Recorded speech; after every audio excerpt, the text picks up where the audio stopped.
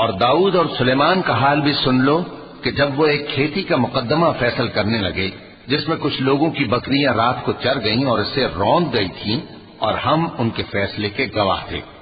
تو ہم نے فیصلہ کرنے کا طریق سلیمان کو سمجھا دیا، اور ہم نے دونوں کو حکمت و نبوت اور علم بخشا تھا، اور ہم نے پہاڑوں کو داؤد کا مسخر کر دیا تھا کہ ان کے ساتھ تسبیح کرتے تھے، اور پرندوں کو بھی مسخر کر دیا تھا، اور ہم ہی ایسا کرنے والے تھے۔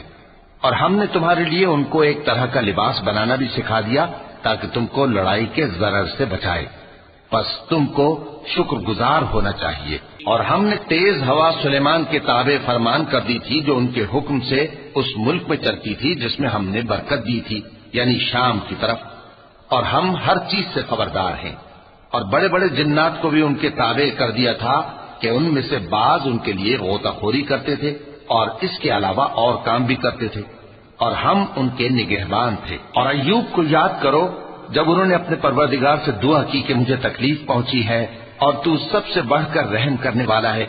تو ہم نے ان کی دعا قبول کر لی اور جو ان کو تکلیف تھی وہ دور کر دی،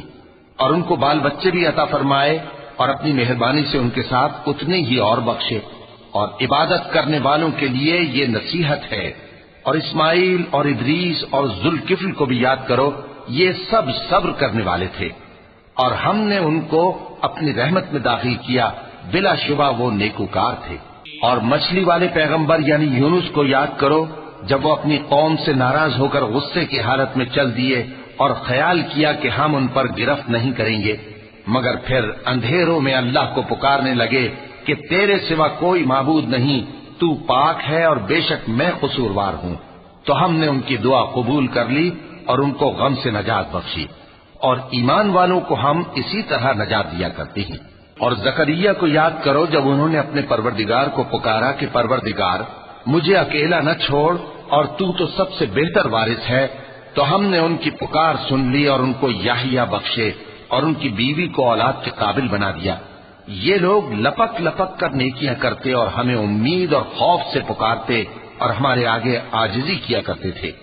اور ان خاتون یعنی مریم کو بھی یاد کرو جنہوں نے اپنی عفت کو محفوظ رکھا، تو ہم نے ان میں اپنی روح پھونک دی اور ان کو اور ان کے بیٹے کو اہل عالم کے لیے نشانی بنا دیا۔ لوگو، یہ تمہاری جماعت ایک ہی جماعت ہے اور میں تمہارا پروردگار ہوں، تو میری ہی عبادت کیا کرو۔ اور لوگ اپنے معاملے میں باہم متفرق ہو گئے، مگر آخر سب ہماری طرف رجوع کرنے والے ہیں۔ اب جو نیک کام کرے گا اور مومن بھی ہوگا تو اس کی کوشش رائے گا نہیں جائے گی، اور ہم اس کے لیے ثواب اعمال لکھ رہے ہیں۔ اور جس بستی والوں کو ہم نے ہلاک کر دیا محال ہے کہ رجوع کریں، وہ واپس نہیں آئیں گے، یہاں تک کہ یاجوج اور ماجوج کھول دیے جائیں اور وہ ہر بلندی سے نیچے آ رہے ہوں، اور قیامت کا سچا وعدہ قریب آ جائے تو ناگہاں کافروں کی آنکھیں پھٹی کی پھٹی رہ جائیں اور کہنے لگیں کہ ہائے شامت، ہم اس حال سے غفلت میں رہے، بلکہ ہم خود ہی ظالم تھے۔